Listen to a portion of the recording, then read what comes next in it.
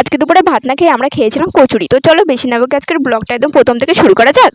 সকালবেলা গিয়েছিলাম বাবার মন্দিরে। বাবার মন্দির থেকে পুজো করে বাড়িতে আসার পর প্রচণ্ড খিদে পেয়ে গেছিল, আর মা দেখে আমার জন্য দুধ চা করে রেখেছিল, সেই জন্য বসে পড়েছিলাম চা খেতে। তো চা দিয়ে বিস্কুট খাওয়া হয়ে গেলে তারপরে দেখি আবার জামাইবু এসেছিল। একেবারে সঙ্গে সঙ্গে আসেনি, অনেকটাই পরে এসেছিল। আসলে আজকে আমাদের মিস্ত্রি এসেছে, কারণ আগের দিন তো জল হওয়ার কারণে মিস্ত্রি আসতে পারেনি, সেই জন্য আজকে এসেছিল। আর কি একটা ছিল না, সেই জন্য জামাইবু ওটা কিনে বন্ধুদের সাথে দিতে এসেছিল। আর এমনিও আমি আর মেজি ভেবেছিলাম চা খাওয়ার পরে কচুরি কিনতে যাবো, কারণ আজকে আমরা কচুরি খাবো ভেবেছিলাম, আর তার সাথে সাথে মিস্ত্রিদেরও কচুরি খেতে দেবো ভেবেছিলাম ওই কারণে। কিন্তু এদিকে তার জামাইবু আসছে দেখে তাই জামাইবুকে ফোন করে বলে দিয়েছিলাম কচুরি আর মিষ্টি আনার জন্য। তো কেননা জামাইবু তো ওই পথ দিয়ে আসবে, বেকার বেকার আমার আর মেজিরও যেতে হলো না, ভালোই হলো। তো জামাইবুর সাথে সাথে আরও দুটো বন্ধু এসেছিলো, তো জামাইবুদের জন্য মা চা করে দিয়েছিল।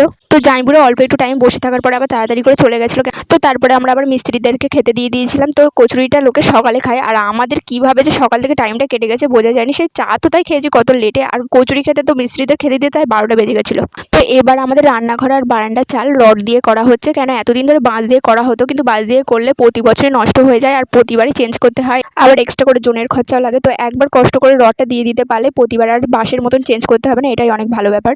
চাটা তো আমি অনেকটাই বেলায় খেয়েছিলাম, তো ওই কারণে তারপরে আর কিছু খাইনি। তারপরে একটু গেছিলাম মাঠের আগে যে গাছতলাটা আছে ওখানটাতে গেছিলাম, তো ওখান থেকে তাড়াতাড়ি বাড়িতে চলে এসেছিলাম। আর তার কিছুক্ষণ পরে থেকে খুব জোরে জোরে বৃষ্টি আরম্ভ হয়ে গেছিলো, কিন্তু কিছুক্ষণ পরে থেকে বৃষ্টি থেমে গেছিলো।